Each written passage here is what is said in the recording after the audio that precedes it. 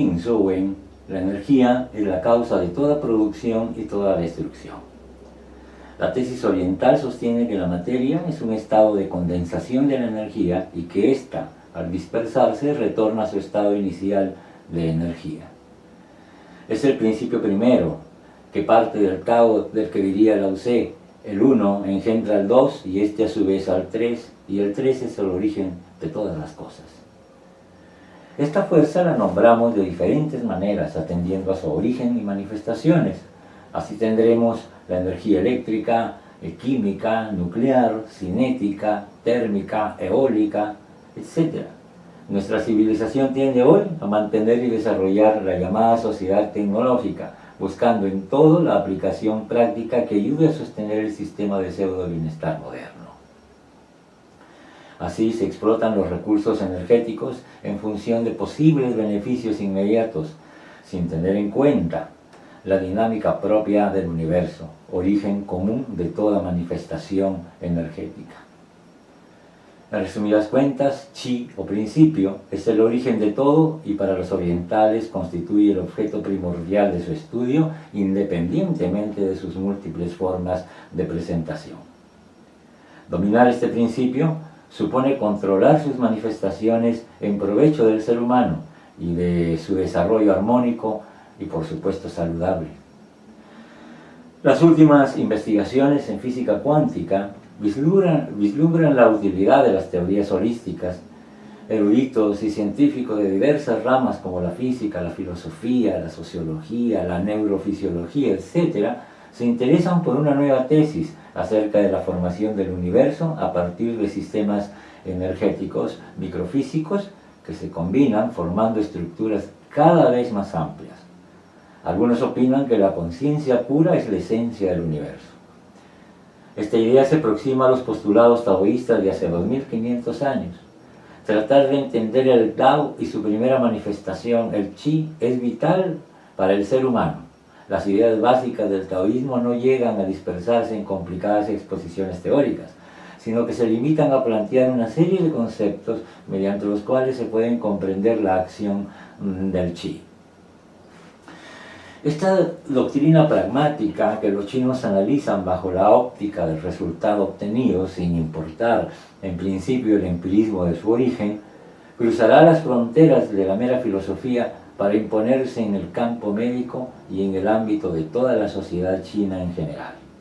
Por tanto, el esfuerzo de los filósofos médicos no se dirigirá en principio tanto a la explicación o comprensión de todos los principios universales, sino a su aplicación en la vida diaria, lo que conllevará a un estado armonioso respecto al Tao, de una manera eminentemente práctica.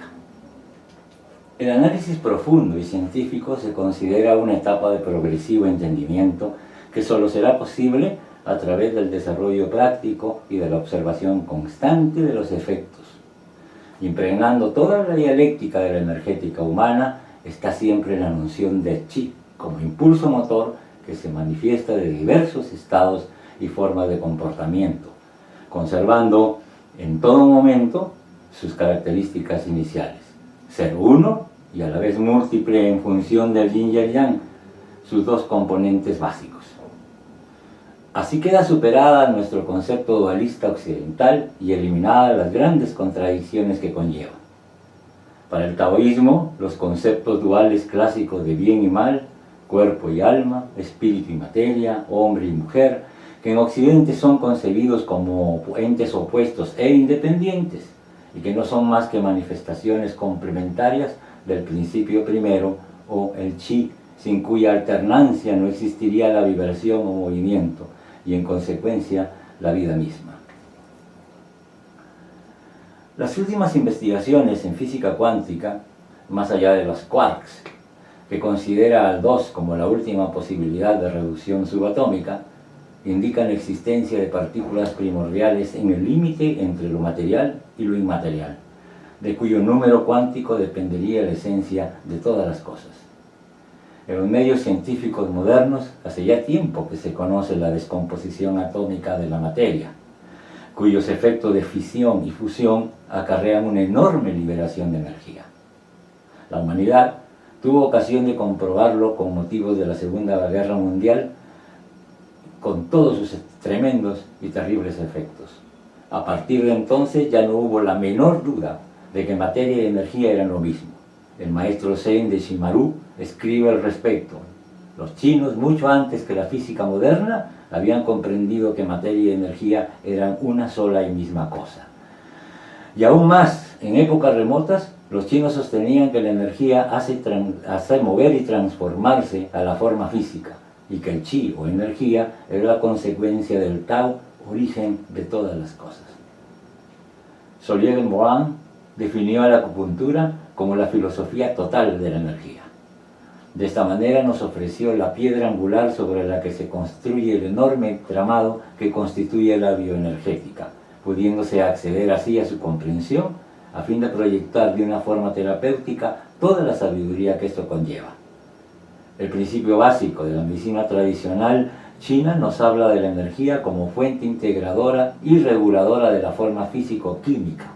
Por tanto, podemos deducir en términos generales que las enfermedades que cursan con alteraciones de estructuras orgánicas diversas han experimentado previamente una fase de desorden energético acompañado de una sintomatología muy variada, que es muy sutil a veces y claramente manifiesta en otras.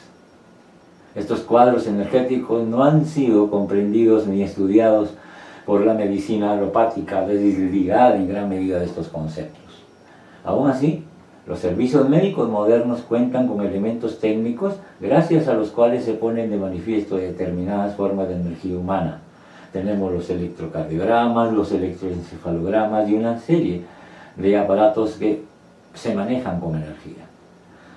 Hay que remontarse a Empédocles con la teoría de los 4 elementos, aire, fuego, tierra, agua, para encontrar una línea convergente con la cultura china.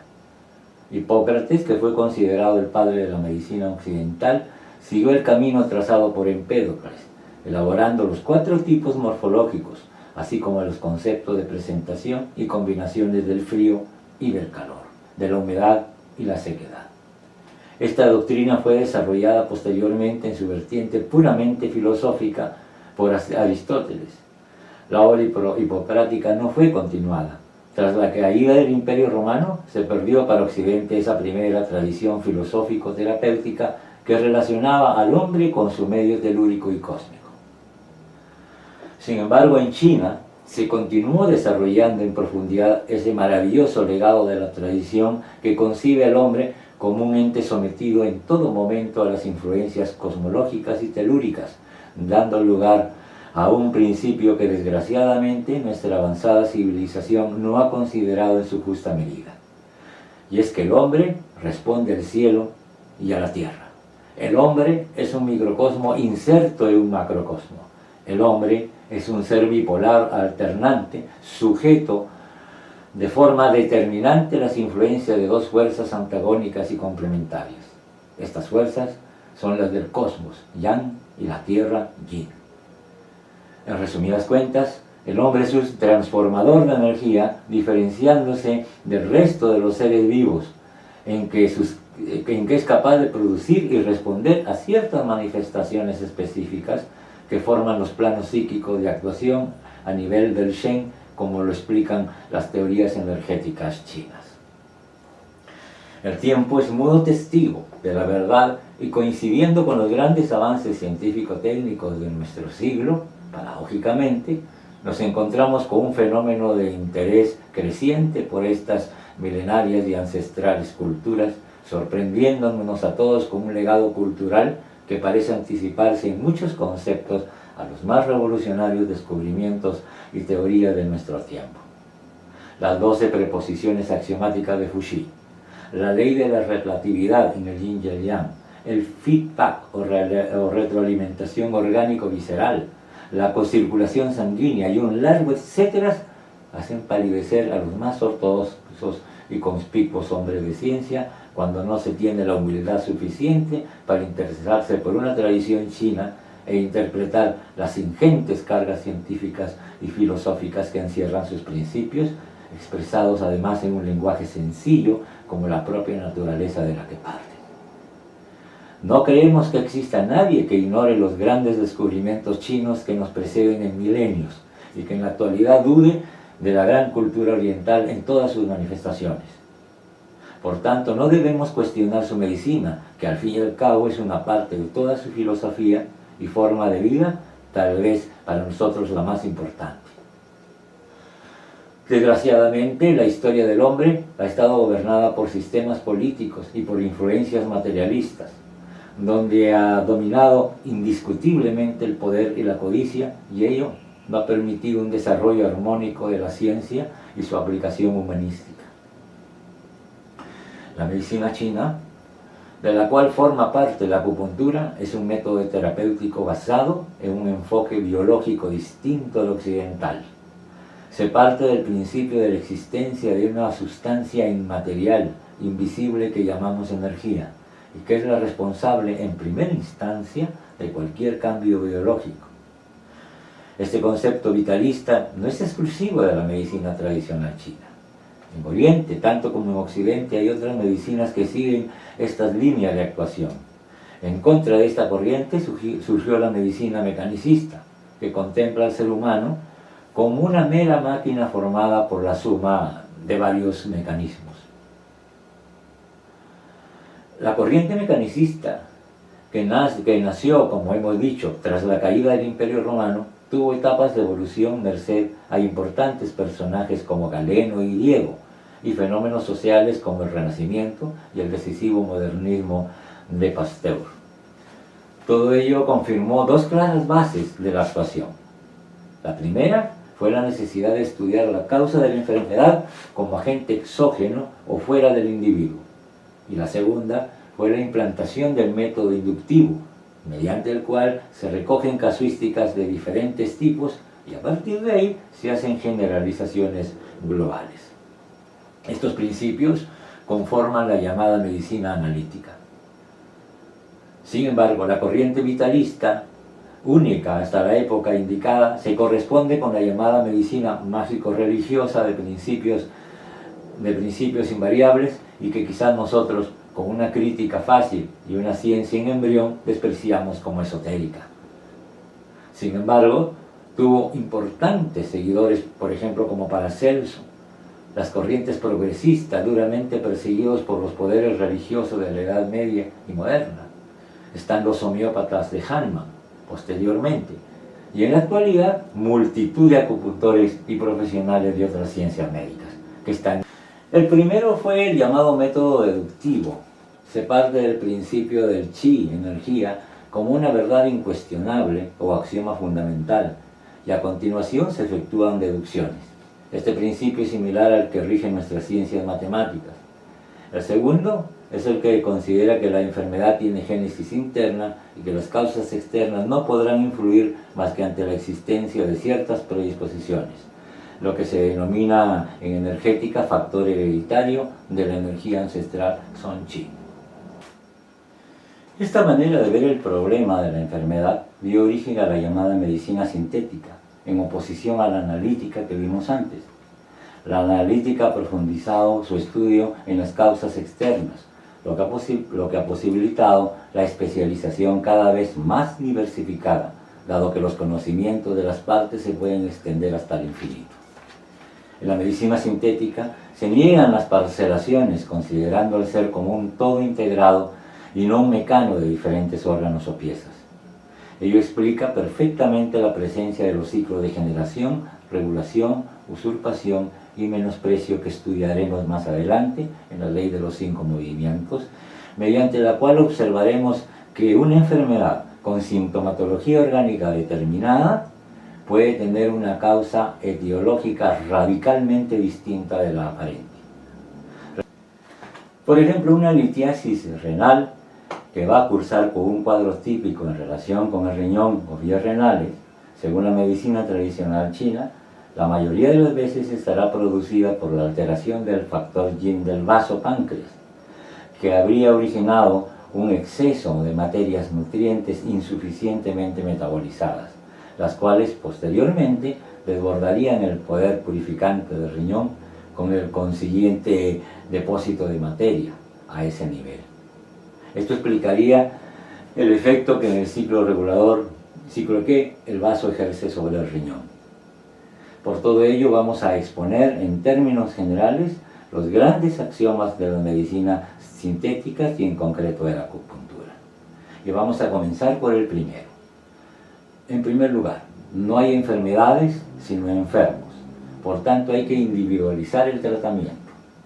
Esto implica dar una terapia adecuada a cada modalidad de síntomas, teniendo en cuenta los componentes psicosomáticos.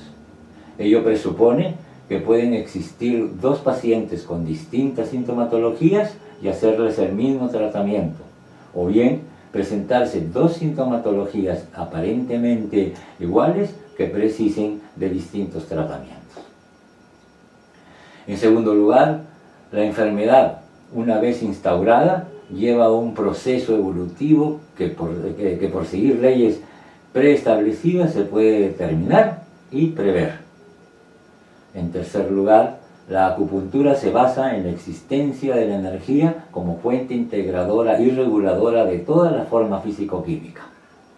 Esta energía no es privativa de los seres vivientes, sino que todas las situaciones que se producen en el universo tienen lugar por su existencia. Esta energía denominada Chi, energía cósmica primaria, todo o Tao, u origen de los 10.000 seres, tiene diversas formas de manifestación, pudiendo mover los astros, modificar el tiempo, hacer circular la sangre, crear los campos psíquicos de actuación, dar calor o frío, etc. Esto nos permite sentar unas características muy importantes de la medicina tradicional china, que es la de ser la única que va a establecer una relación absolutamente directa entre la enfermedad, las manifestaciones y las manifestaciones energético-cósmicas, factores climáticos y los factores del medio exógeno en general. En cuarto lugar, la enfermedad no tiene nombre. Es un estado de desequilibrio energético que se puede manifestar por una carencia o un exceso, o lo que es lo mismo, o en un síndrome yang o de plenitud, Shi, o un síndrome yin o de vacío, Shu. El quinto aspecto es el desequilibrio energético, que es siempre causa etiológica primaria de cualquier manifestación patológica física, va a cursar con una sintomatología perfectamente definida, de cuyo conocimiento dependerá en gran parte el éxito del tratamiento y la profilaxis. Sexto punto es que el hombre es un ente bipolar alternante y como toda manifestación en el universo, esta alternancia de positivo a negativo, de yang a yin o viceversa, de una manera armónica, permite la vibración, el movimiento, la mutación permanente y continua, o lo que es lo mismo, la vida. Lógicamente, esta mutación o vibración permanente precisa unos suministros energéticos que la mantengan. El hombre adquiere del medio esas energías y lo hace por dos vías. A través de la respiración recibe la energía del cosmos, y esto es el oxígeno y otros factores de más profunda reflexión filosófica como el neuma, el prana, etc. Y segundo, a través de la digestión recibe la energía de los alimentos de la tierra. Yin. De ello se desprende en parte el principio básico de las medicinas vitalistas y de la filosofía taoísta. Con esta introducción estamos comenzando el capítulo sobre el Tao.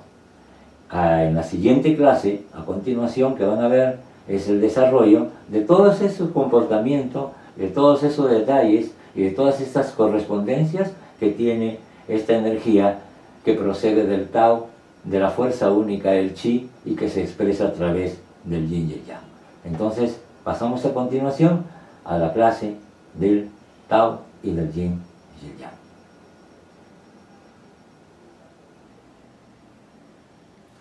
Vamos a continuar entonces con la clase. Esta vez vamos a abordar ya de manera más explicativa el concepto del Yin y el Yang, que como ya hemos visto en las anteriores clases, procede del concepto de una fuerza, según lo describe Lao Tse, como una fuerza inconmensurable que crea, entretiene y sostiene toda la creación, y como él lo manifestó en su momento, como no sé su nombre, le llamo Tao. Agregaba entonces que es grande porque se expande, su expansión se aleja y esta lejanía le hace retornar. Y así sucesivamente, en el Tao Te Ching, Lao Tse va describiendo de manera poético-filosófica la descripción, si se quiere de alguna manera, de la manifestación de esa fuerza que se bipolariza en dos fuerzas, del yin y el yang, y que se replica como un eco permanente a lo largo de todos los tiempos en la creación y en el desarrollo y la evolución del universo.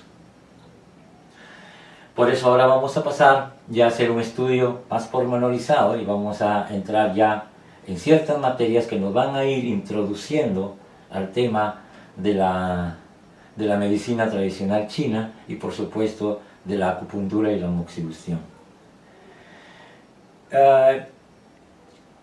Hemos visto ya, hemos hecho un recorrido sintético sobre la historia y la filosofía de la medicina china, los conceptos y los fundamentos en los cuales se asienta esta tradición, y hemos también visto una parte introductoria de lo que compone este conocimiento y en el cual está basada en la medicina y en la cual nos vamos a basar obviamente nosotros en desarrollar las clases de este curso.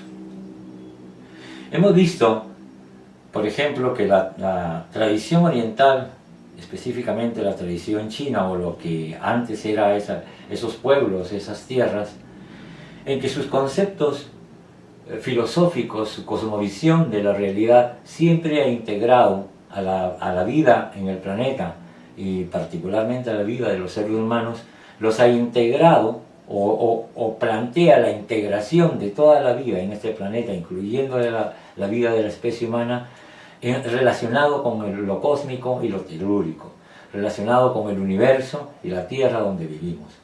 De tal manera que sus conceptos culturales siempre están basados en torno a la naturaleza cósmica y a la naturaleza,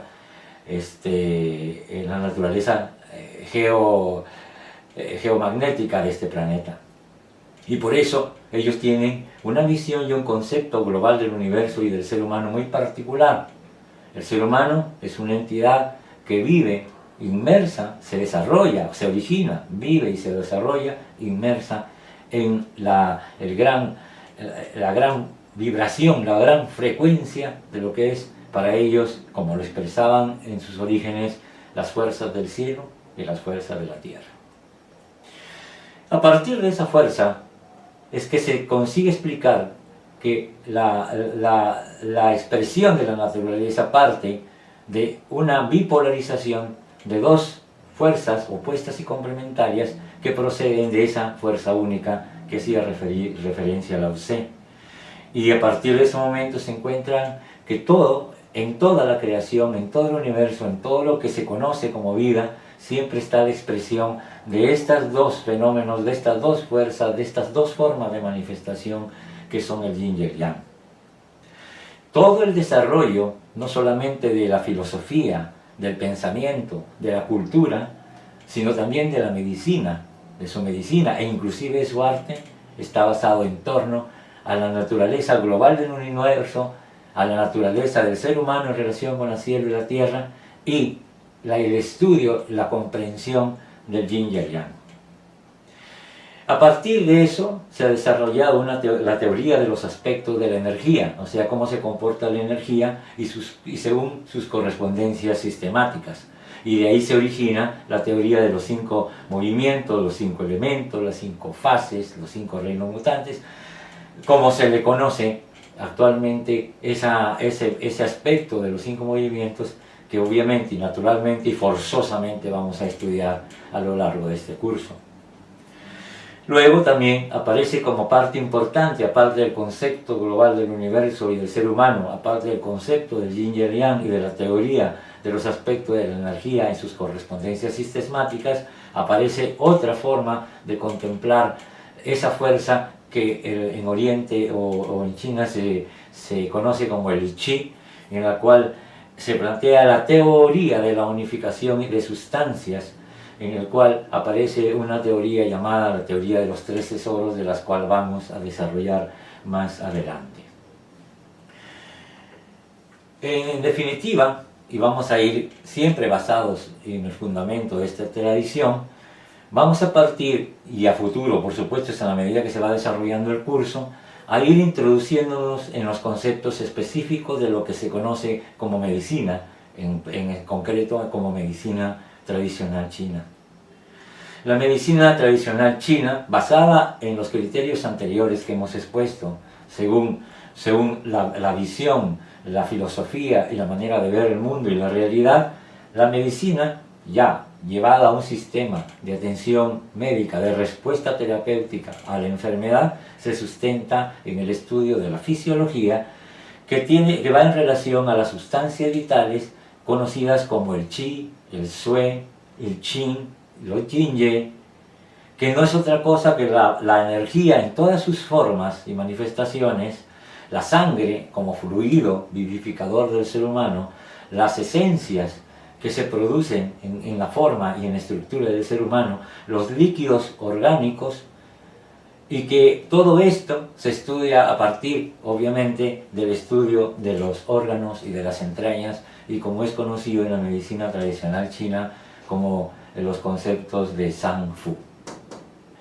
Dentro de esos conceptos específicos de la medicina, aparte de la fisiología, se estudia la patología en relación a las energías perversas, a las energías defensivas. O sea, el ser humano tiene un mecanismo de energías defensivas desarrolladas a partir de las transformaciones que se dan en su propio organismo, a partir de los órganos, de las entrañas y distintos núcleos o centros de transformación de energía, o como se diría en este contexto del chi. Se generan y se desarrollan pues toda una serie de energías de defensa, de protección y de homeostasia con el medio, que permite al ser humano protegerse de las amenazas que puedan alterar o poner en peligro su salud. Por lo tanto, la patología está desarrollada en el estudio de las energías defensivas, en el estudio de las energías externas que pueden dañar al ser humano, que se le conocen comúnmente como energías perversas o nocivas, y que están en relación al viento, al aire, al frío, al calor, a la humedad, a la sequedad. Luego pasamos siempre dentro del terreno del apartado de la patología al estudio de la diferenciación de síndromes como base del diagnóstico. O sea, en medicina china se estudia una serie de signos y síntomas que constituyen una forma de apreciar cuáles son las energías que se encuentran alteradas en el individuo o que están provocando la enfermedad. Esta diferenciación de síndromes, o el estudio de esta diferenciación de síndromes, es muy importante para el diagnóstico y por supuesto va a ser la base fundamental para el desarrollo de un buen tratamiento. Todo eso iremos estudiando a lo largo del curso. Dentro de estos conceptos específicos de medicina, su fisiología, su patología, tiene por supuesto poderosas herramientas terapéuticas como la acupuntura y moxibustión, que vamos a estudiar en este curso, la farmacopea y la dietética, el tuina, que es el masaje, el qigong, las ventosas, el martillo de 7 puntas, la auriculoterapia y una serie de técnicas que se derivan en el estudio y el basamento y el fundamento del chi y su relación con el yin y el yang. En la primera dualidad que se expresa a partir de la emanación bipolarizada de la fuerza, de ese principio rector del universo del cual sugiere Lao Tse en el libro del Tao Te Ching, la primera dualidad que se da es la dualidad del calor y el frío. Y a partir de ello, y a partir de una secuencia, de una serie de procesos de transformaciones que se dan en el universo, a toda su manifestación en este planeta Tierra, esa dualidad, como primera dualidad que se estudia del yin y el yang con respecto a esas dos fuerzas opuestas incomplementarias, es la dualidad que componen el cielo y la tierra, las leyes cósmicas y las leyes telúricas de este planeta. Y define de esta manera: todos los estados etéreos, inmateriales, puros y gaseosos pertenecen a la categoría del yang. Todos aquellos procesos cuya manifestación son estados densos, materiales, toscos y sólidos, se expresan o se categorizan como una fuerza yin. Estas fuerzas tienen un particular comportamiento, y es que se transforman el uno en el otro. Energía y materia no son más que estados de un mismo continuo. El yang da la vida y el yin la hace crecer. Dentro de ese concepto tenemos, por ejemplo, en esta gráfica que estamos viendo, tenemos bajo ese concepto como aspectos que podemos relacionar directamente con esa dualidad yang y con esa dualidad yin. Está, por ejemplo, en el campo del yang, está en relación a todo aquello que es inmaterial, a todo aquello que produce energía, a todo aquello que genera vida, a todo aquello que es no sustancial, aquello que se expresa como una energía expansiva, que se eleva, que va hacia arriba, por ejemplo, como el fuego. En el lado yin, las manifestaciones se dan, a diferencia del lado yang, que es lo inmaterial, el yin es lo material, la expresión directa de la forma, produce la forma, es el crecimiento, lo que permite crecer las cosas, lo que permite que se generen las sustancias vivificantes, la materia en sí misma, la contracción, lo que desciende, lo de abajo y por lo tanto el agua. El taoísmo o daoísmo aprecia, observa, percibe al universo como un tejido armónico, como un tejido en el cual todas las tramas están íntimamente ligadas, todas las cosas están íntimamente conectadas entre sí. Y una de las apreciaciones con las cuales podemos ver replicada esa forma del universo es, por ejemplo, el árbol. En el árbol hay la hoja, la rama, la raíz, el tronco, el árbol en sí mismo. Todos sus componentes son el árbol. Una cosa es apreciar las partes y otra cosa es apreciar el conjunto. El árbol no solo es la rama, no solamente es la hoja. El árbol no solamente es el tronco y la raíz. El alma es todo el conjunto, y en todas aquellas partes del árbol está y subyace la memoria de la totalidad de este árbol. Como bien dice en la diapositiva, las influencias entre las cosas no se definen por mecanismos de causalidad mecánica o jerárquica como lo hace el pensamiento occidental, que generalmente a través del pensamiento cartesiano de causa y efecto, todo va seguido linealmente bajo una dinámica de causa y de efectos. En este caso, lo que el pensamiento oriental apercibe como fenómeno de la creación son que todas las cosas vienen definidas por su participación común en el todo global.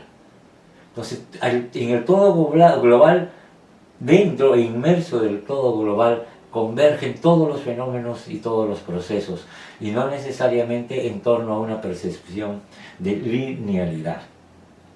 Desde ese punto de vista, la naturaleza del concepto filosófico del yin y el yang está representado por los presentes ideogramas en la exposición de la diapositiva. En el lado izquierdo hay dos ideogramas, en el cual en el cuadro de la derecha están desglosados, o sea, las partes del ideograma están separadas para ir viendo qué es lo que representa cada ideograma, que representa esas dos fuerzas opuestas y complementarias. Y nos encontramos que en la primera fracción de ideograma representa una colina o una montaña. El de abajo representa una nube, y por supuesto la idea, como su nombre lo dice, un ideograma es unos trazos que expresan una idea que se puede ir desarrollando, un concepto a partir de ir siguiendo la secuencia de esos trazos, la secuencia de esos ideogramas. Entonces tenemos colina, montaña, nube. Entonces tenemos tres elementos de momento que nos pueden ir guiando a generar un paisaje, una figura determinada, en las cuales nos dé una idea concreta y nos transmita una idea concreta de lo que es el yin y el yang. Más por debajo hay una parte del ideograma que representa el sol. Entonces, si la nube representa la sombra, el sol representa la luz. Si la nube representa la sombra, el yin, el sol representa la luz, el yang. el siguiente fragmento del ideograma que está más hacia abajo representa el sol sobre el horizonte, y más por debajo se representan los rayos de esa luz que emana el sol. Entonces ahí se presenta en todo caso un ideograma que nos está hablando de una montaña, una colina, en el cual los rayos del sol que da luz, el yang, impactan en esa colina, pero que de un lado le da su luz y en el otro lado aparece la sombra. La colina es la misma y en el mismo lugar, en el mismo proceso, se expresan el yin y el yang con la luz y la sombra que lleva a la oscuridad de la nube. Por eso el lado oscuro y soleado de la colina es el lado yang y el lado sombrío es el lado yin. Hay un precepto que dice: la cosa o fenómeno puede ser a la vez el mismo y su contrario. O sea, dentro de ese mismo proceso que se nos aparece como un lado oscuro o en otra circunstancia como un lado claro, realmente este fenómeno puede ser a la vez eso mismo, oscuridad o luz, pero también puede ser en su momento todo lo contrario de lo que ahora se manifiesta. Ahora podemos estar de noche, en unas horas será de día y luego de noche, y será intercalando todo ese fenómeno de luz y sombra, luz y oscuridad, que es el principio prácticamente o la expresión de imagen que podemos tener a través de un paisaje del yin y el yang. La primera referencia de esto está en el I Ching, en el libro de los cambios, que se escribió 700 años antes de Cristo. Continuando con esa misma línea, y según vemos, por ejemplo, en la imagen ahora mismo, de ese paisaje en el cual hay un lado, el lado de acá con sombra, y otro lado en el cual están cayendo los lados de luz, los rayos de luz, estamos viendo ahí, por ejemplo, que un mismo paisaje, que un mismo colina, en un mismo contexto, está presente en un lado, en ese lado donde cae la luz está alumbrado, y en el otro lado donde no cae la luz está con sombra. Hay un lado yang y un lado yin. En el mismo fenómeno se han dado ambas manifestaciones. Esto, y hablando en concreto como fenómeno en este planeta, nos da dos fases de un movimiento cíclico, las alternancias cíclicas. En el origen primitivo, cuentan, de esto hay muchas historias, también hablan que el emperador Fuxi, el emperador blanco, y también algunos hablan los campesinos, como quiera que sea, parece ser que fue producto de una observación en la cual los maestros o bien los campesinos o los pobladores de aquellos remotos tiempos observaron que había un intercambio de aspectos a la hora en el que salía la luz del sol en el amanecer y continuaba la luz así, haciéndose y manifestándose de una manera directa y absolutamente contundente el día, el ser humano despertaba y despertaba hacia la actividad, hacía su labor, empezaba su jornada. Pero cuando caía la noche, el yin, entonces el ser humano, todos sus procesos internos naturales y toda su configuración le llamaban al descanso. O sea, las horas de luz son las horas del día, las horas yang, las horas donde se expresa el yang, y eso es sinónimo de actividad, de dinamismo, de labor, de progreso, de desarrollo. En el caso de la noche, cuando cae la noche, el ser humano ya le llama a descansar, y va al descanso, duerme, hasta que aparezca nuevamente el yang, o aparezca el día con toda esa fuerza yang, y nuevamente lo llame a despertar a lo dinámico, a la luz, a la actividad. Son dos etapas de un movimiento que constantemente son ciclos, movimientos cíclicos que cambian constantemente. La primera manifestación que nosotros tenemos todos los días como testimonio de lo que estamos diciendo es esa manifestación que es el día, que está compuesto por el día y la noche.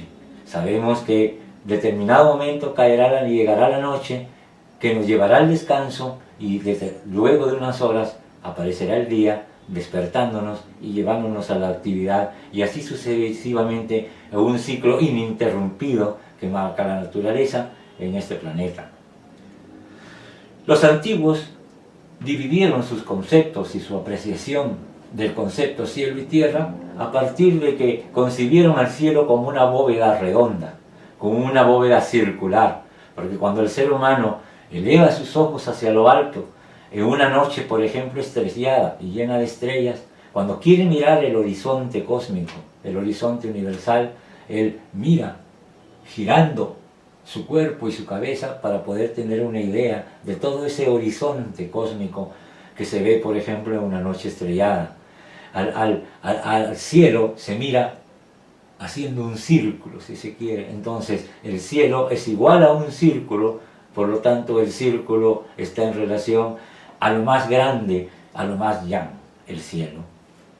Y la tierra la concibió como algo plano, porque el horizonte lo tiene plano, y de ahí vino la posibilidad de que el ser humano pudo a sí mismo parcelar la tierra, y poder verla. La ve con líneas rectas. Cuando uno ve de frente el horizonte, ve en una línea recta y traza en líneas rectas hacia izquierda o derecha y puede armar un cuadrado, el cuadrado que simboliza la materia y el círculo que simboliza lo inmaterial, el cielo, el universo, el yang, y aquello que es mucho más grande en algún sentido que la tierra que nosotros conocemos.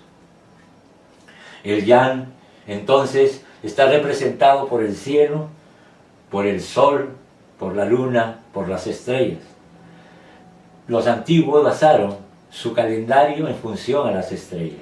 Y no solamente la tradición oriental, sino la mayoría de tradiciones, antiguas tradiciones del planeta, la amerindia, la de nuestros pueblos andinos, de nuestros pueblos ancestrales, pre-incas, en los cuales todos sus referenciales eran en relación a lo estelar, a las estrellas, ¿no? El ser humano ubicó inmediatamente la forma de medir el tiempo a través del movimiento de las estrellas. Eran en cierta medida seres estelares, en el cual el tiempo lo ajustaron en función a los ciclos y al movimiento cósmico, al movimiento del universo, al movimiento de los planetas, al movimiento de todo aquello que constituye lo cósmico. No obstante, el yin, la tierra, con sus campos, que puede parcelar, el cielo no se puede parcelar, los campos, la tierra, pudo parcelarla, ¿no? Y esto corresponde al espacio. Entonces dividió de alguna manera la concepción de espacio-tiempo de esta manera. El tiempo lo marcaba el cielo y el espacio la tierra. Como ustedes verán, esto da un desarrollo muy interesante con respecto a esa visión, a esa cosmovisión, a ese percibimiento de la naturaleza, a ese apercibimiento del universo y de la tierra en el cual habita, y a partir de ello relacionó su propia vida, o sea, la vida del ser humano, la relacionó con su medio, con ese medio estelar, con ese medio terrestre, y se supo a sí mismo, a partir de ese momento, que él solamente era una partícula más en todo ese dinamismo creacional que se constituye en el universo. Por lo tanto, el ser humano, desde la perspectiva de la visión oriental, no puede ser estudiado bajo la óptica de un individualismo, bajo la óptica de un ente separado de todo lo demás.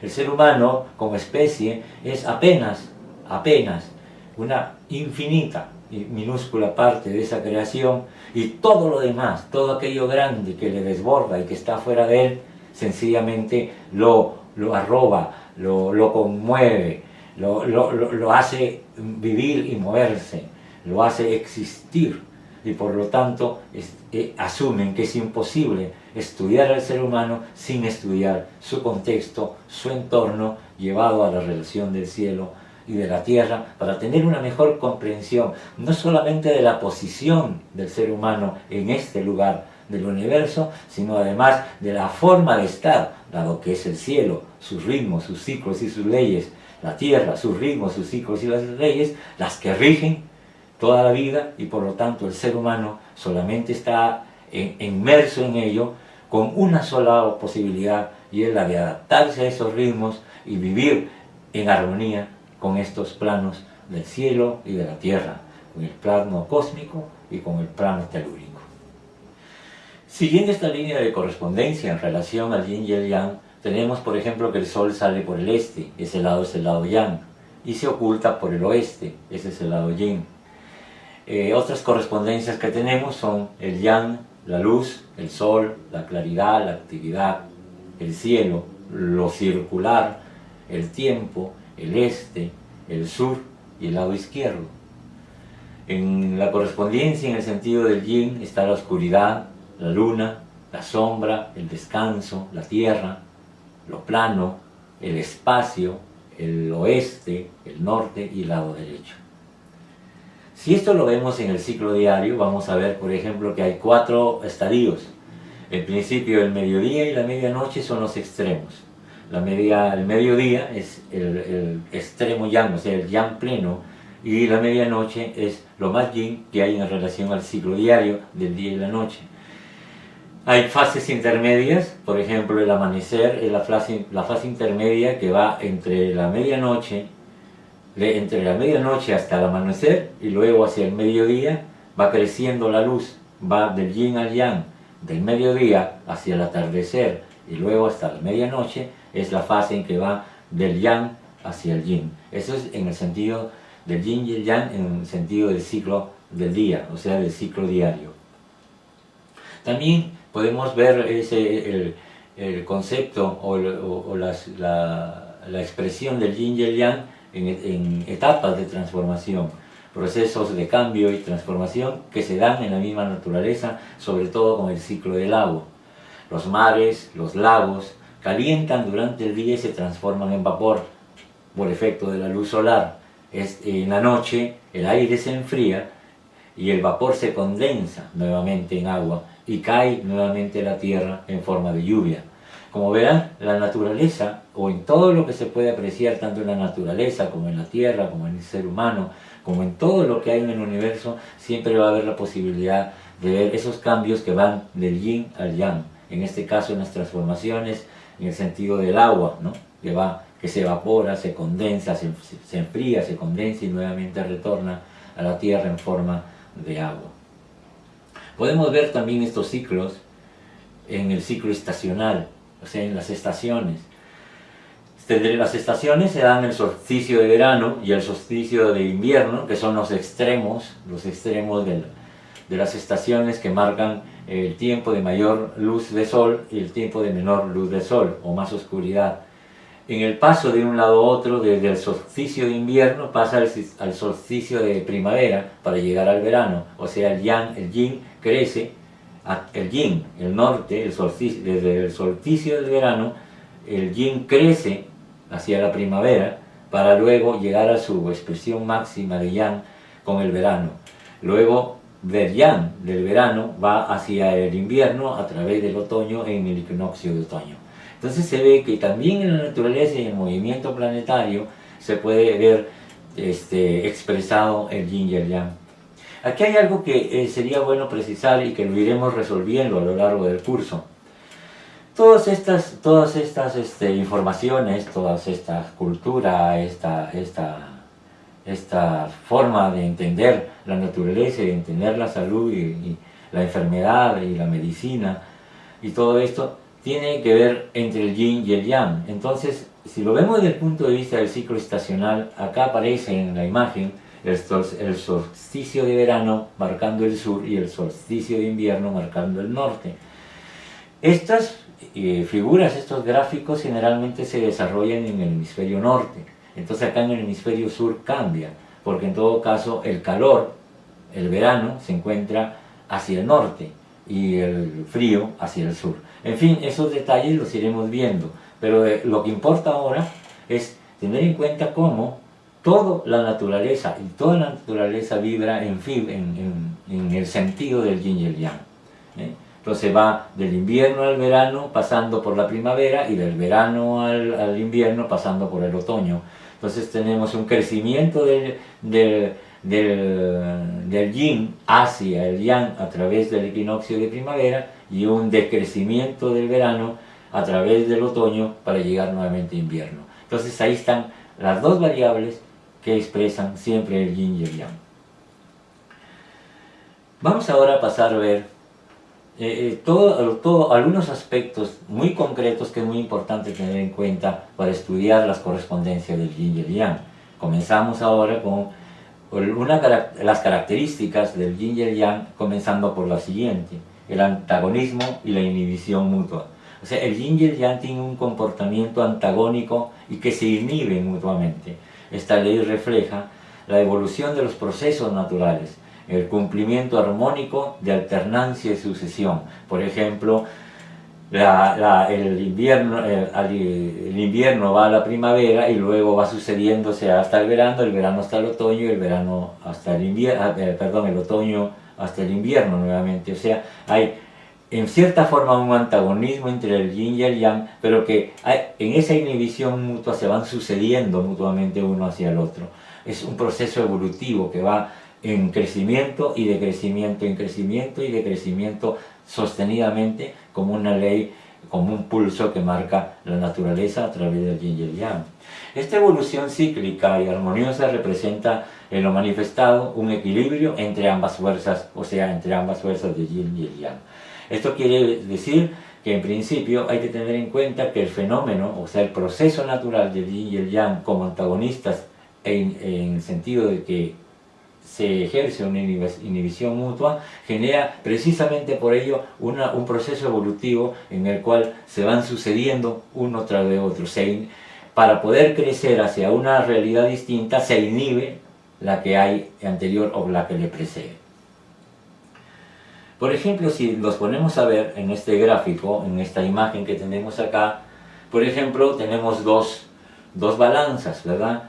Los cambios climáticos que acompañan a las 4 estaciones, la primavera, verano, hace el calor, el chi, el yang sube, o sea, de primavera hacia verano, y el chi del yin está inhibido, o sea, en la medida que crece la primavera y el verano, el otoño y el invierno están inhibidos, o sea, dan paso a la expresión del yang. En cambio, en el otoño e invierno hace frío, el chi del yin el chi de yin es yin chi, ¿no? Sube, o sea, en la medida que se incrementa el yin, se va inhibiendo el chi del yang, o sea, se inhibe el calor para que vaya apareciendo nuevamente el frío del invierno. O sea, hay una alternancia. En la medida que uno crece, en la medida que uno evoluciona, el otro decrece y es inhibido, ¿verdad? Continuando con las correspondencias, es importante, vamos a ver cuadros con respecto a las correspondencias para que ustedes, bajo la observación, puedan darse cuenta las categorías yin y las categorías yang de todos los procesos, inclusive desde el universo hasta el planeta, la naturaleza y el ser humano mismo, como iremos viendo más adelante. En este cuadro hay otro cuadro de correspondencias. En el cuadro de la izquierda, el yin se relaciona con la suavidad, con la tranquilidad, con la inmovilidad, con el descanso, con la inhibición, con el crecimiento, con la recogida y la cosecha, con la conservación, con la forma, con la estructura, con la materia, con lo que puede tomar forma. Sin embargo, hacia acá, en la parte derecha, el yang está relacionado con la firmeza, con el movimiento, con la actividad. Está relacionado con lo que estimula, con el estímulo, con el nacimiento, con la producción, con el desarrollo, con la función y la energía que puede transformar el chi. Entonces, esas son características yin y yang que ustedes es importante que lo vayan aprendiendo de memoria para que vayan sacando relaciones que luego, posteriormente y a la hora de que ustedes ya tengan un conocimiento más amplificado con respecto, por ejemplo, a los procesos de diagnóstico y tratamiento, pueden definir no solamente los aspectos de yin y yang en el entorno cercano e inmediato del ser humano, sino también los cambios que se dan en el ser humano internamente con respecto al mismo proceso y al mismo fenómeno. Otro aspecto y otra característica del yin y el yang es que tienen el mismo origen y se generan mutuamente. Esto de que tienen el mismo origen, por supuesto, nos va a hacer recordar los inicios de las clases cuando Lao Tse dice, del 1 se engendra el 2 al 3, y a partir del 3 será el origen de todas las cosas. O sea, el yin y el yang proceden de un mismo origen, de esa primera fuerza, y se generan a su vez mutuamente. El yin genera el yang y el yang genera el yin.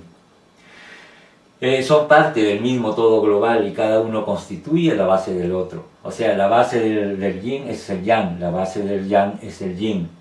La noche le da sentido al día, el día le da sentido a la noche, el frío le da sentido al calor, el calor le da sentido al frío. Son unificados, están inextricablemente unidos, consustancialmente unidos, antagónicos pero interdependientes. Ese es el detalle. Se antagonizan, pero a la vez son interdependientes, no son antagónicos independientes, uno por cada lado, sino que dependen el uno del otro. No puede, por lo tanto, no van a poder existir separadamente. El cielo, por ejemplo, para dejar prueba de ello, el día no puede existir separadamente de la noche, porque es un solo fenómeno, es un solo ciclo, se generan mutuamente el uno a otro. La existencia del yang es la condición indispensable para la existencia del yin y viceversa. Es como, vemos, es como la llama de la vela y la vela, ¿no? O sea, no es posible la llama flotando sin un sustrato. El sustrato es la vela y la llama está saliendo, partiendo, o sea, le da sustento a la llama, la vela. Pero también la vela sin la llama tampoco tiene sentido, porque el propósito o la unidad global de la vela es dar luz. Entre dos sustancias básicas, por ejemplo, del cuerpo humano, el chi, la energía, el yang, lo que anima a la forma, y el sui o la sangre, la sustancia, el yin, existe una relación entre ellos de yin y yang. El chi mueve, empuja, comanda la sangre, y la sangre nutre y transporta el chi o la energía que anima a la estructura, a la forma. Otra característica del yin y el yang es que sus incrementos y disminuciones están en equilibrio. O sea, es como en la figura, como de la figura del equilibrista. Hay que mantener un equilibrio, ¿no? Para que no se caiga, para que no se desestructure, no se desequilibre un proceso del yin y el yang. Sus incrementos y disminuciones se compensan mutuamente. Dentro del movimiento existe la inmovilidad relativa y dentro de la inmovilidad existen los movimientos. O sea, uno, como siempre, le da sentido al otro y se equilibran entre sí. Si el equilibrio dinámico permanece, la situación es normal. En el caso, por ejemplo, del chi y la forma en un ser humano, mientras estos estén en equilibrio es salud. Mientras estos pierdan esa armonía y equilibrio entre sí, deviene la enfermedad. Seguimos con las características del yin y el yang. Otra característica es que se transforman el uno en el otro. Esto quiere decir que ningún yang ni el yin son absolutos y siempre yang y siempre yin. En algún momento el yang se va a transformar en el yin y a su vez el yin se va a transformar en yang. O sea, no son dos entidades permanentes siempre como yin o siempre como yang, sino que tienen la capacidad de transformarse uno en otro sucesivamente.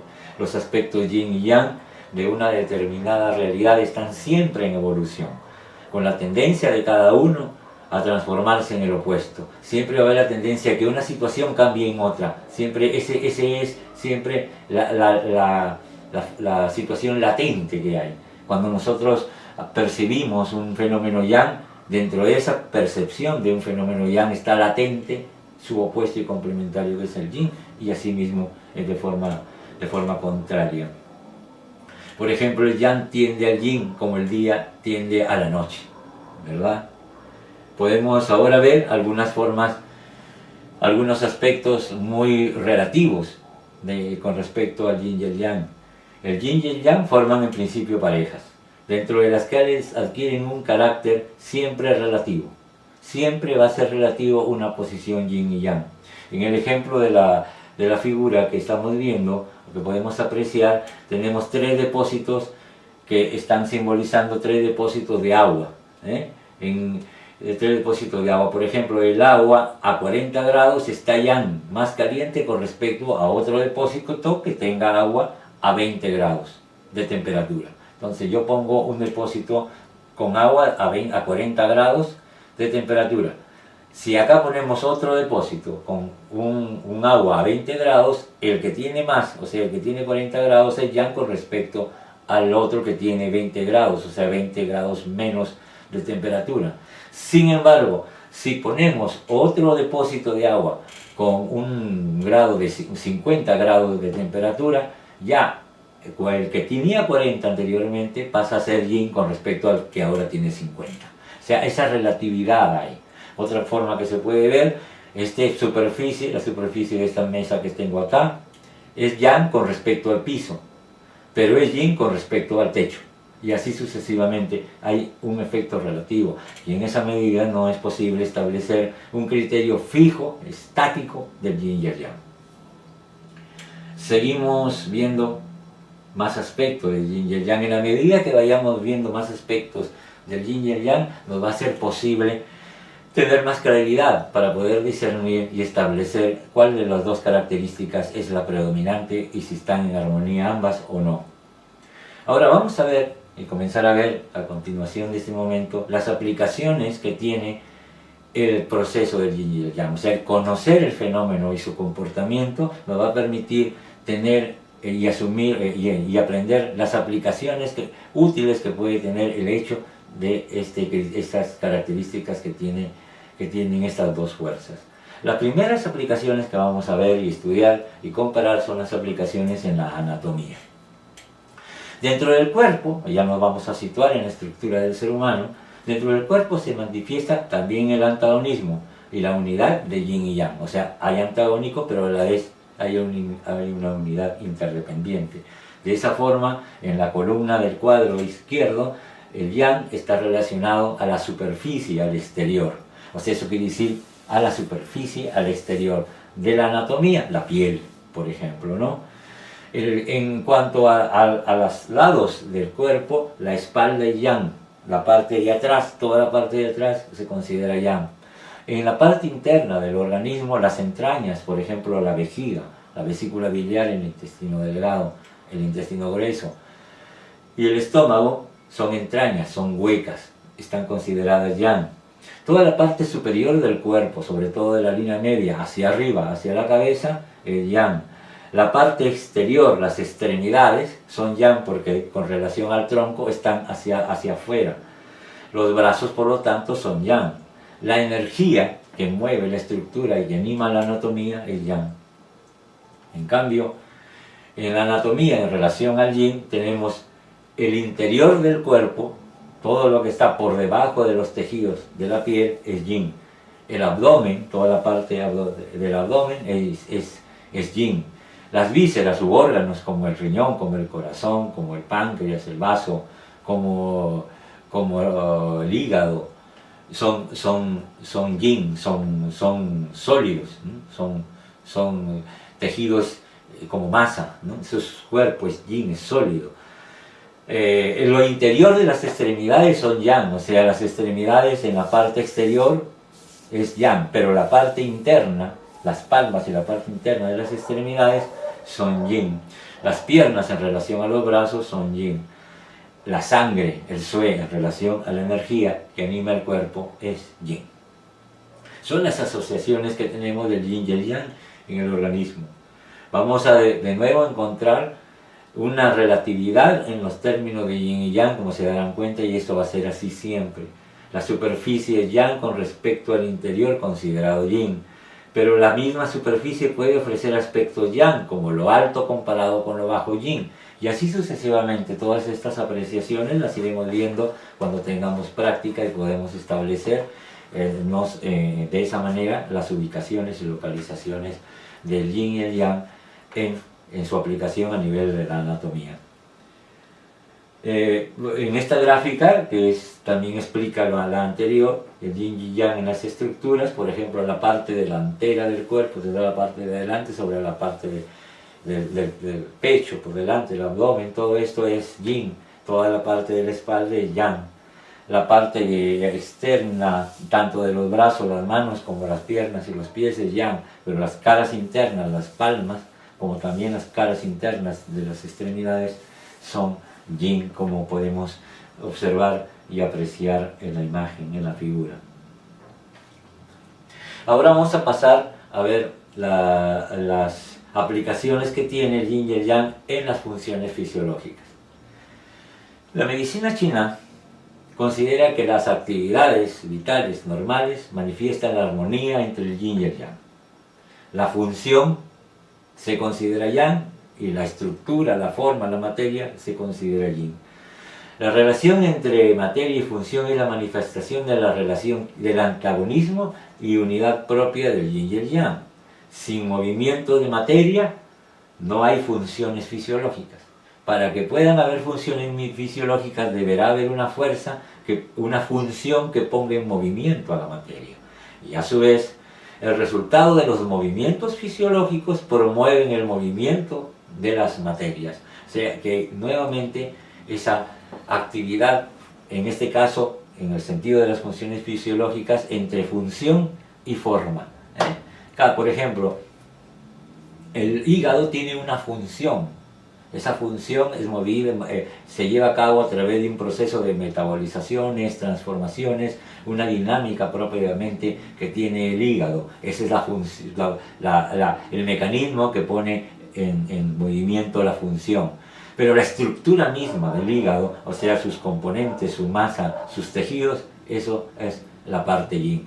Como son interdependientes entre sí, cuando en algún momento la función se ve alterada, mermada, o en todo caso desequilibrada, trastornada de alguna manera por alguna causa, cuando la función se altera, definitivamente va a afectar la estructura. Si la estructura se daña, recibe un daño, en algún momento la función va también a verse afectada. En ese sentido, cuando por ejemplo diagnosticamos una enfermedad a nivel orgánico, en principio necesitamos diagnosticar y establecer si es la función la que está alterada o la estructura la que está dañada. Si la función está alterada, necesitamos tratar la función para que no alcance a dañar la forma. Si la forma está dañada, necesitamos reparar esa forma para que no vaya a afectar y desequilibrar y trastornar la función. Ese es el yin y el yang en las funciones fisiológicas. Seguimos. En los cambios patológicos, por ejemplo, ¿cómo observar el yin y el yang cuando hay cambios en relación a la patología de un individuo? Al comienzo de las primeras clases introductorias, en algún momento hablamos y dejamos claro que la medicina tradicional china no trabaja con la enfermedad propiamente dicha. La enfermedad, como dijimos en su momento, no tiene nombre. Lo que hay son síndromes. Dentro de esos síndromes que vamos a estudiar con detenimiento y con largura más adelante en el curso, nos vamos a dar cuenta que los dos grandes y principales procesos de desequilibrio del yin y el yang son los que generan el síndrome Shi, o sea, el síndrome de exceso, o el síndrome Su, el síndrome de insuficiencia. Entonces, en los cambios patológicos, lo que vamos a ver, lo que vamos a observar en el yin y el yang, ya no es un equilibrio y una sucesión entre yin y yang necesariamente. Ahora ya estamos en el terreno de la patología. Y en el terreno de la patología ese equilibrio se rompe, ese equilibrio se altera, se trastorna. Entonces va a dar como consecuencia, y dependiendo de todo un concierto de circunstancias, va a generar un proceso patológico que tiene que ver más bien con un síndrome de exceso o bien un síndrome de carencia o de insuficiencia. La enfermedad desde el punto de vista del yin y el yang o de la medicina china no es otra cosa que un proceso que en un momento dado entra en exceso o plenitud, o un proceso que en un momento dado entra en insuficiencia o en vacío. Estos cambios potencialmente patógenos y la capacidad de defensa del cuerpo expresado como el antagonismo entre estos dos chi, el patógeno y el defensivo, hay una continua interacción y lucha. así como crecimiento y disminución relacionados. En todo caso, la evolución de la enfermedad es el proceso de lucha entre ambos chi. El resultado puede ser el equilibrio, que los síntomas desaparezcan y se recupere la salud, o bien puede entrar en debilidad o desequilibrio y progresar la patología. Yo quiero detenerme aquí a hacer algunas apreciaciones para poder aclarar el enunciado que acabo de leerles. Sí, el ser humano tiene un mecanismo de defensa, un mecanismo de autorreparación, un mecanismo de autocuración. Realmente la medicina tradicional consiste en fortalecer y despertar a ese mecanismo defensivo, a ese mecanismo de resistencia, de defensa, de antipatógeno que naturalmente tiene el organismo, para que él haga resistencia y defensa frente a un agente patógeno de cualquier naturaleza. Cuando el agente patógeno de cualquier naturaleza, por ejemplo, si es climático, el frío, el viento, la humedad, la sequedad, etcétera, el calor, o bien el factor dietético, o bien el factor psíquico o el factor hereditario, comienzan a tener una expresión o ser una amenaza patológica para el individuo, inmediatamente, si las condiciones internas y de defensivas del ser humano están en buenas condiciones, inmediatamente aparecen para dar y hacerles frente el factor de enfermedad, que ya después lo vamos a estudiar detenidamente, y el factor de autodefensa, de autorreparación, antipatógeno, y se encuentran entre ellos. Entonces la enfermedad, por decirlo así, es un chi, es una energía, y la parte que defiende y que protege al organismo también es un chi, pero es un chi que protege y que es antipatógeno frente al factor de la enfermedad. Cuando estos están uno frente a otro, se consideran a uno de ellos como un factor yang y el otro como un factor yin. Si en algún momento el factor de enfermedad es más fuerte que los mecanismos defensivos y de protección del organismo, la enfermedad progresa. Si en cambio los mecanismos defensivos y antipatógenos y de autoprotección del organismo son más fuertes y más resistentes que el factor de enfermedad que está amenazando al organismo, entonces la salud se ve recuperada. En eso consiste un tratamiento terapéutico, en dispersar, disminuir y debilitar el factor patógeno por una parte y fortalecer el factor antipatógeno natural que tiene cada ser humano. La medicina tradicional china considera que el conjunto de los cambios patológicos es inseparable del estado del yin y el yang. La enfermedad como la salud ha de entenderse entonces entendiendo lo más profunda y ampliamente posible este proceso del yin y el yang.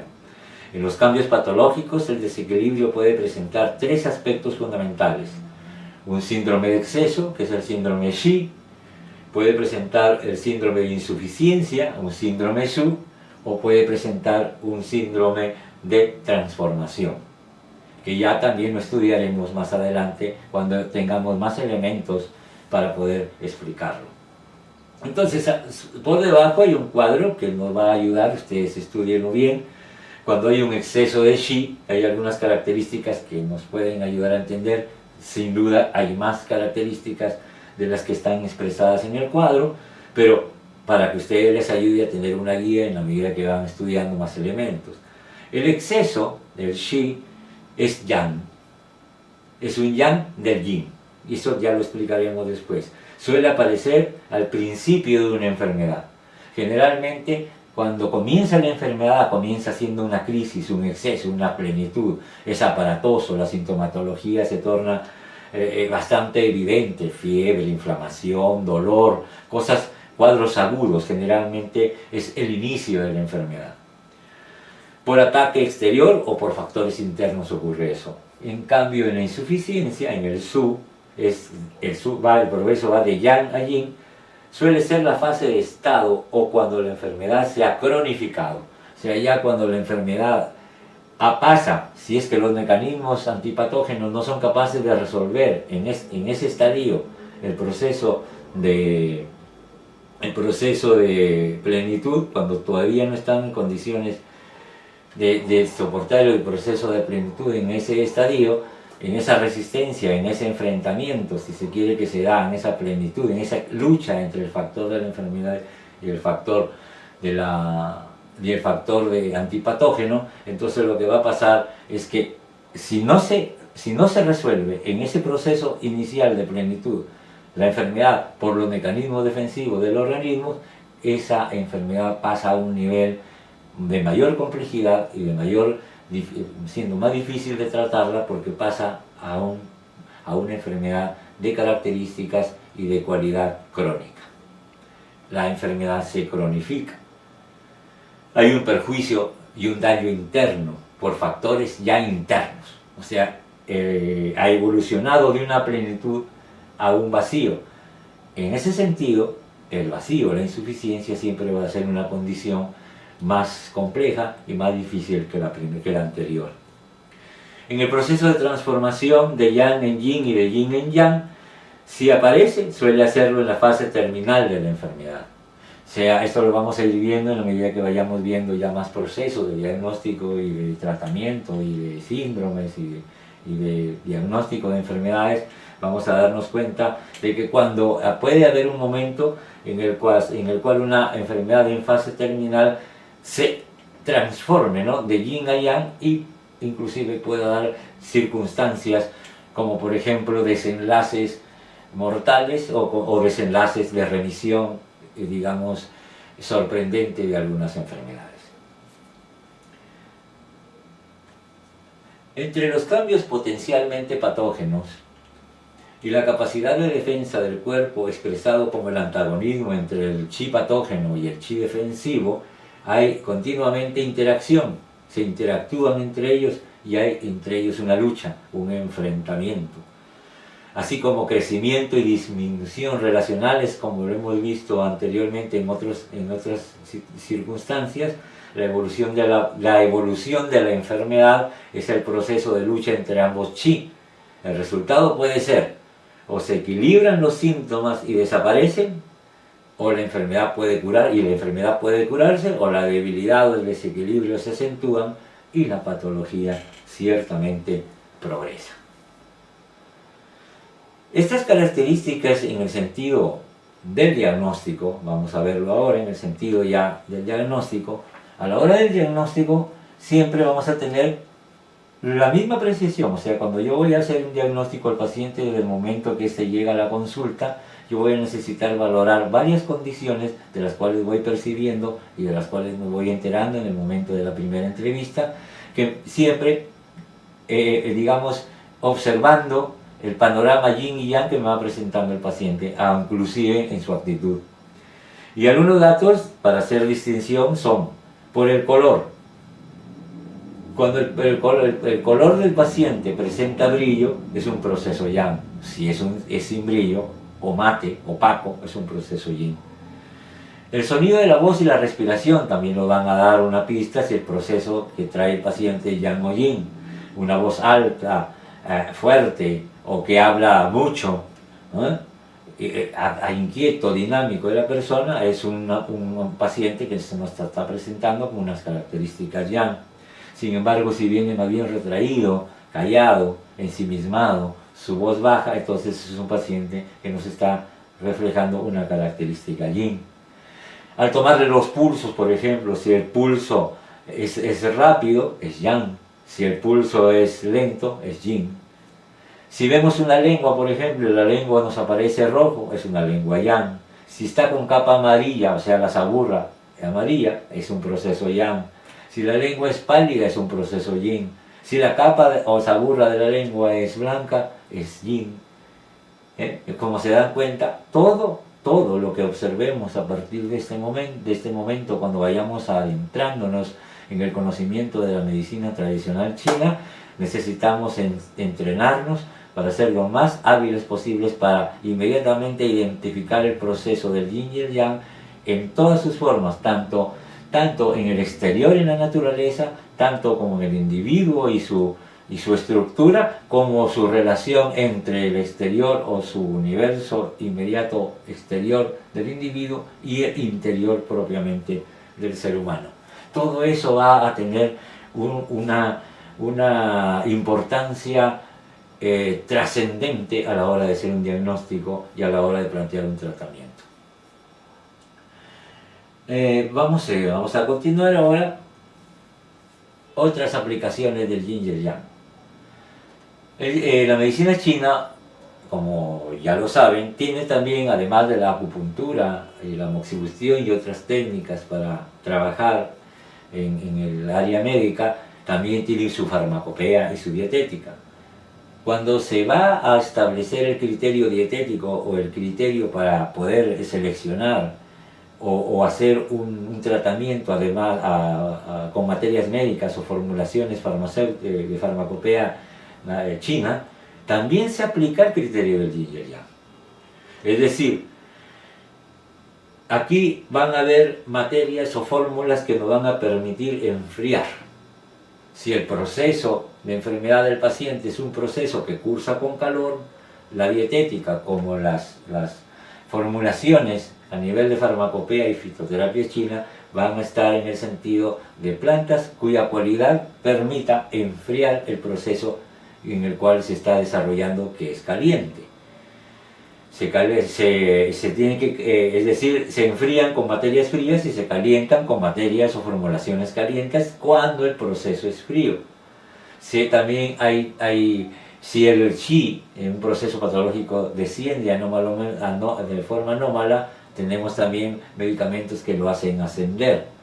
O sea, el descenso, el ascenso, la purificación, la liberación de una energía, el enfriarlas, el calentarlas, todo ello se puede tratar a través de la observación del yin y el yang en el enfermo y las cualidades yin y yang de las plantas para generar un proceso de neutralización que permita la recuperación de la salud. En resumen, aplicar la filosofía del yin y el yang en el tratamiento significa regular y armonizar el yin y el yang, tonificar la insuficiencia y dispersar el exceso, recuperar el equilibrio del yin y el yang. Todo esto, y como verán, hemos venido avanzando desde esa abstracción del misterio del uno, de la fuerza del origen, y su manifestación en el yin y el yang a nivel del universo, a nivel de la naturaleza, a nivel de la tierra, y ya hemos llegado a nivel del cuerpo, del individuo, y ahora estamos viendo en las aplicaciones inclusive terapéuticas el mismo principio y el mismo concepto del yin y el yang.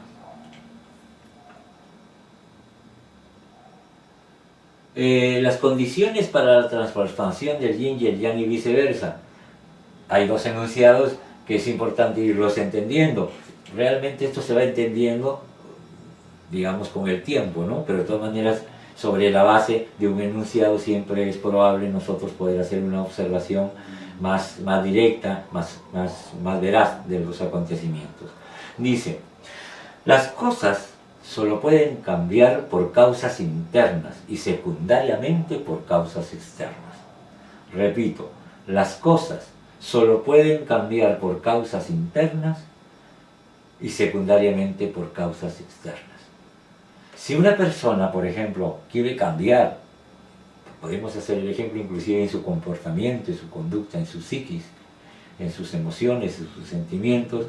Una persona cuando quiere y decide realmente cambiar algo de sí, no vale un cambio por fuera, no vale un cambio externo, no vale un maquillaje. Todo cambio debe provenir de adentro, del núcleo, del yin. De ahí, todas las transformaciones y los cambios se dan adentro.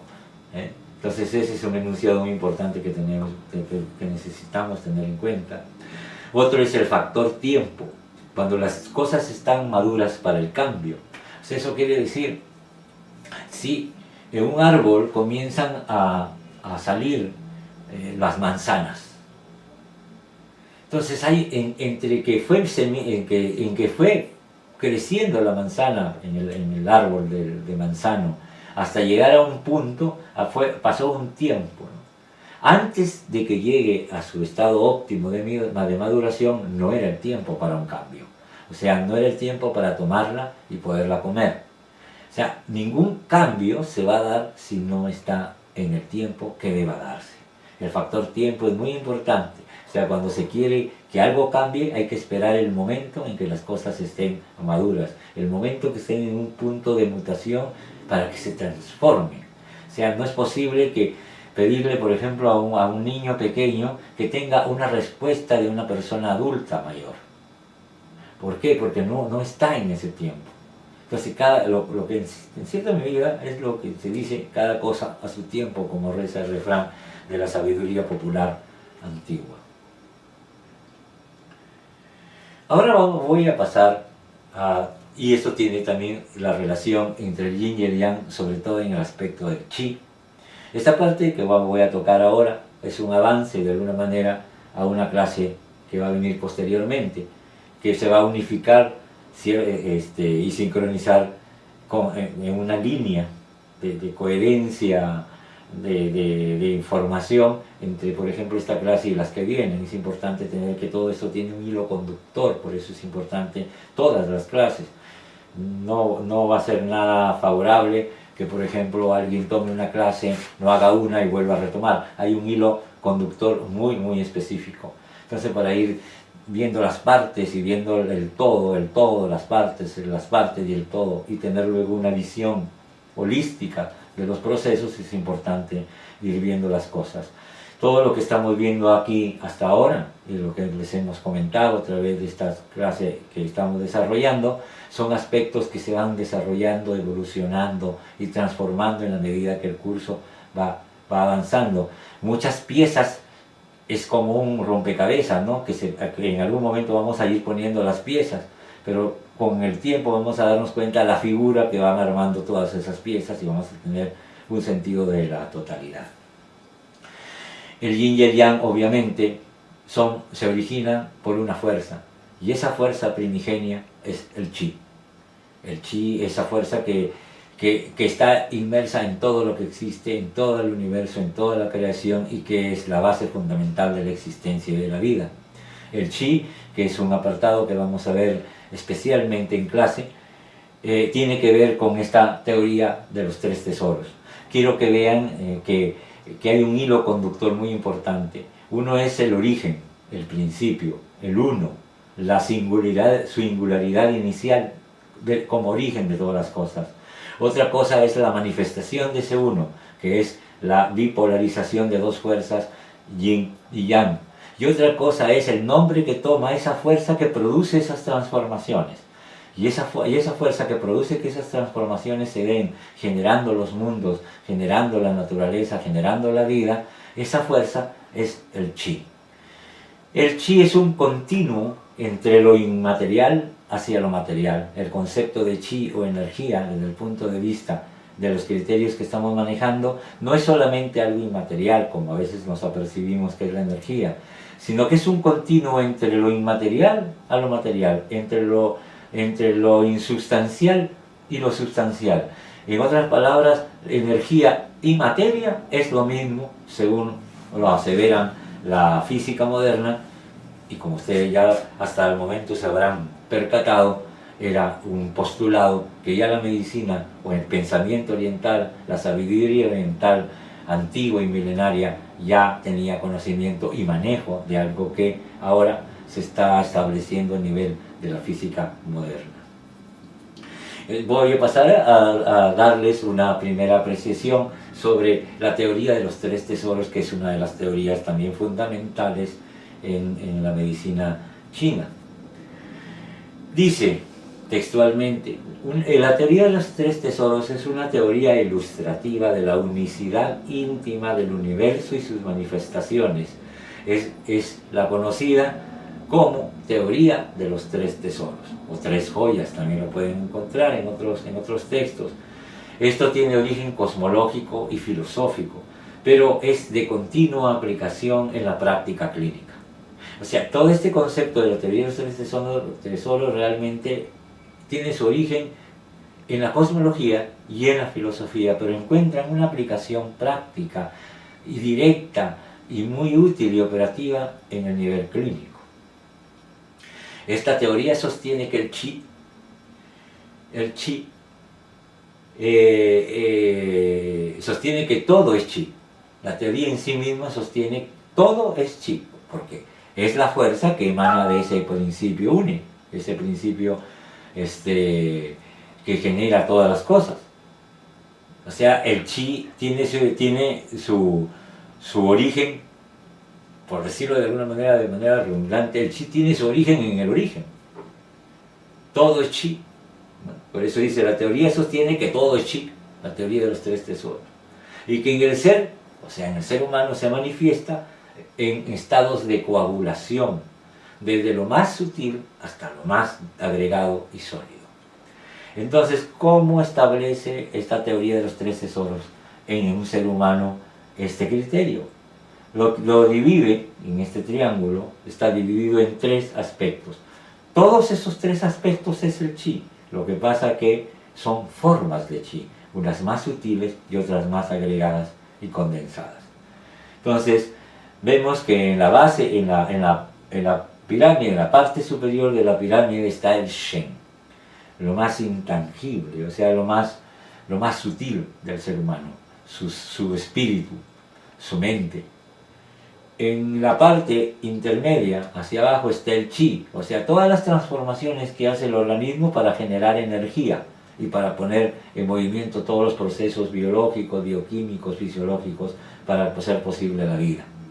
Y en la parte de abajo, el jin o shin, está representado ahí como la parte concreta, la parte sustancial, la esencia misma que origina la forma física.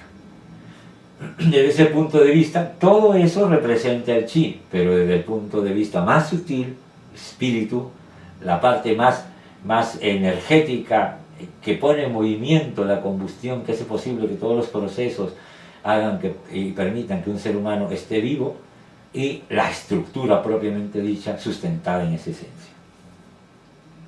Acá podemos ver, por ejemplo, esta imagen de los tres tesoros, estas tres imágenes de estos tres individuos. En la primera de la izquierda está el plano del cielo, el Shen, el espíritu, con su respectivo ideograma, está representado en la cabeza. En el siguiente individuo, el Chi está como forma de energía en el pecho. ¿Por qué? Porque es en el pecho donde se desarrolla la energía nutricia que va a permitir que todos los sistemas de los meridianos de órganos y entrañas y todas las entrañas y sus órganos puedan transformar energía para hacer posible que el ser humano esté vivo.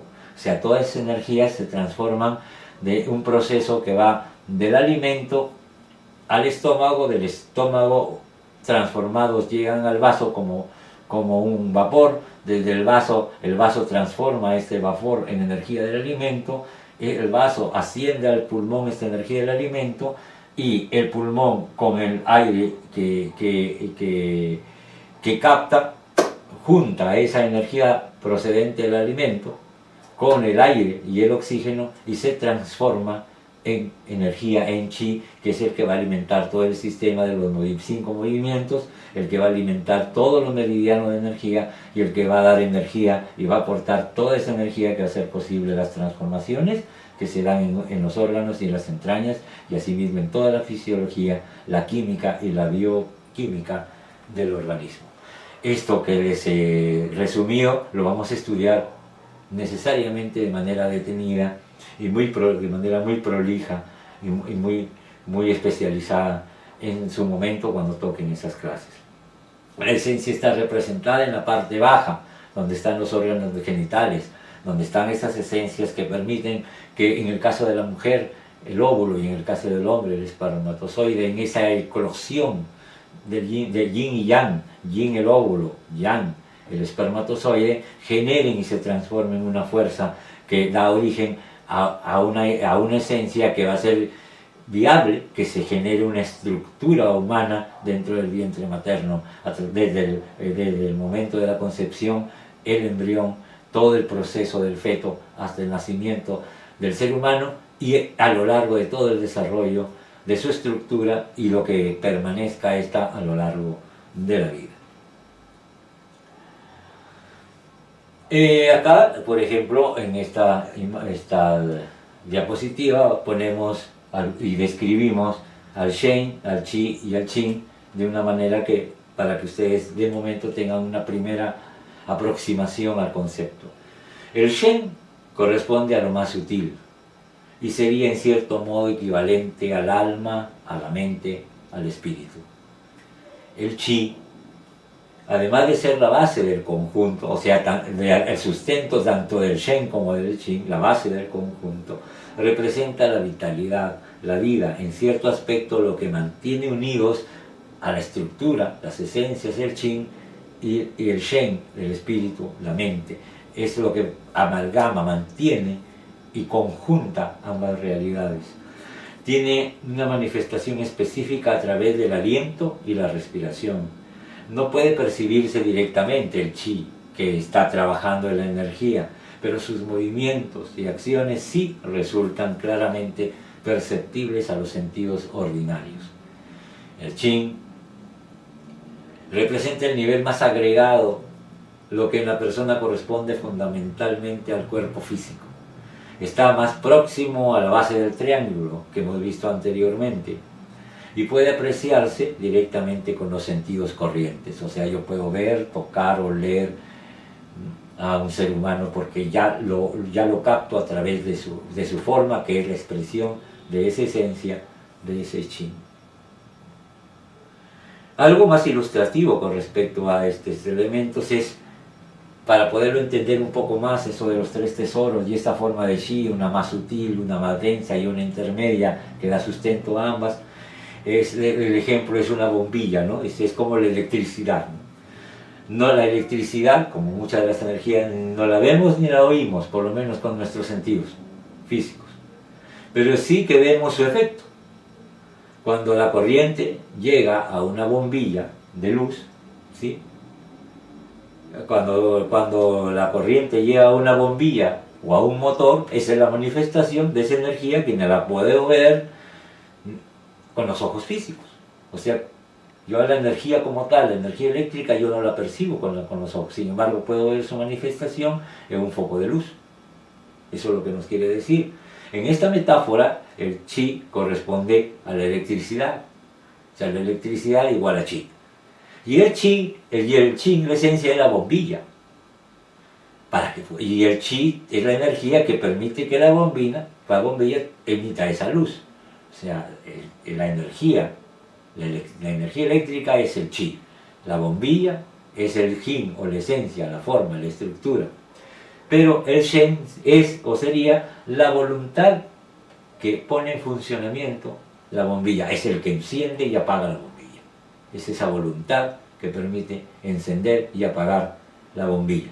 O sea, el Shen, el espíritu, la mente, es la soberana que permite manejar tanto el Qi, o sea, la energía eléctrica en el caso de esta metáfora, que a través de la forma se exprese como luz a través de la bombilla. Espero que más o menos esta comparación sea útil para poder entender los tres tesoros en el sentido del Shen, del Qi y del Jin. ¿No? Seguimos viendo este proceso. Dice, de acuerdo con este concepto, el ser, incluido el ser humano, se representa como un triángulo. Eso es lo que hemos estado hablando hasta ahora, cuya base corresponde a lo más denso y cuyo vértice representa lo más entero del ser, ¿no? La parte más densa, la parte de la base, ejerce una función de sustento, y el Shen, la parte de la cúspide, ejerce una función de gestión. Los tres niveles o tesoros guardan entre sí relaciones funcionales de sustento, de abajo para arriba, y de gestión de arriba para abajo. El Shin, la esencia, alimenta al Qi, energía, y al Shen.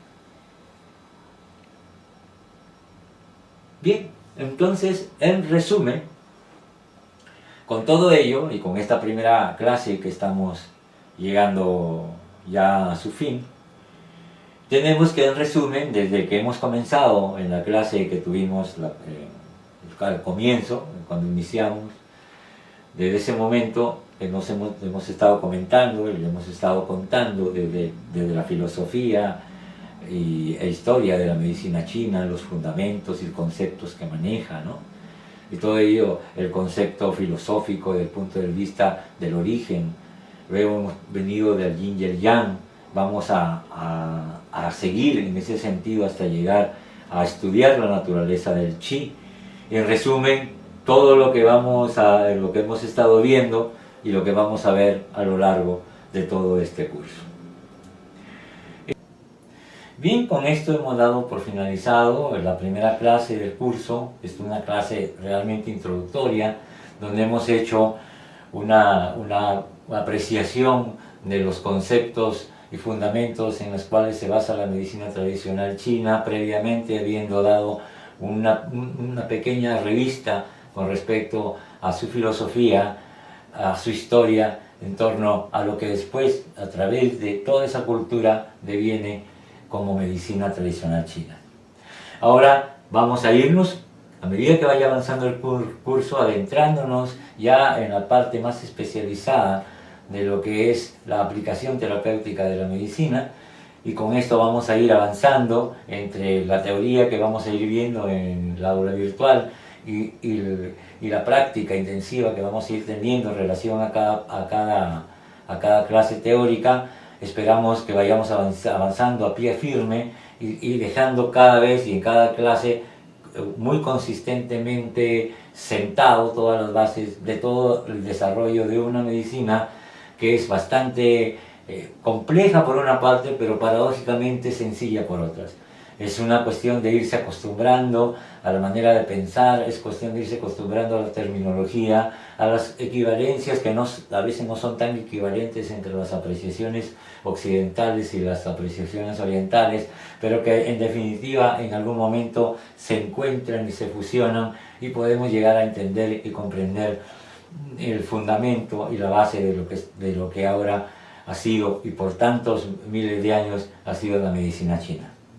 Entonces ya en el próximo encuentro nos vamos a ver para poder ir adentrándonos ya en la parte operativa, en algunos aspectos que es muy importante con respecto a las técnicas que vamos a ir aprendiendo y desarrollando con el tiempo, y todo el tiempo en el seminario presencial que vamos a tener, vamos a dedicarlo fundamentalmente a poner en práctica aquello que hemos aprendido en el aula virtual. Entonces espero por favor que ustedes revisen no una sola vez, sino estos contenidos que son un poco distintos a la forma de pensar del occidental. Es bueno darles y revisarlos una y otra vez, cotejar el material que hemos puesto en el aula virtual y volver a escuchar inclusive partes para poder centrar todos estos aspectos que hemos visto la posibilidad de irlos centrando de una manera sistemática, práctica, y que a ustedes les pueda llegar directamente y con un conocimiento que les va a ser de la medida posible de utilidad desde el comienzo y desde el principio. Por supuesto, con la gradiente de ir de menos a más, como es el Tao, ¿no? Ir de menos creciendo hacia poder crecer en conocimiento y habilidades terapéuticas. Entonces nos vemos en el seminario intensivo práctico para poner ya de otra manera y en un contexto más directo, más al alcance de la mano, los contenidos teóricos que hemos visto en los videos que acabamos de brindarles. Entonces nos estamos viendo para la fecha en que nos encontramos para el seminario práctico, el seminario presencial. Entonces ya nos estamos viendo en ese momento. Estudien por favor, en unos días está puesto el test de evaluación con respecto al tema que hemos desarrollado y que esperamos que ese test de evaluación sea a más tardar un día antes del próximo encuentro presencial resuelto y enviado para que ustedes mismos vayan cotejando y reforzando y ver las partes que están un poco flojas y que puedan ir reforzando y claro, y pregunten por favor. Cualquier duda no se queden con ello, pregunten con toda confianza a través del foro, a través del aula o a través del correo electrónico.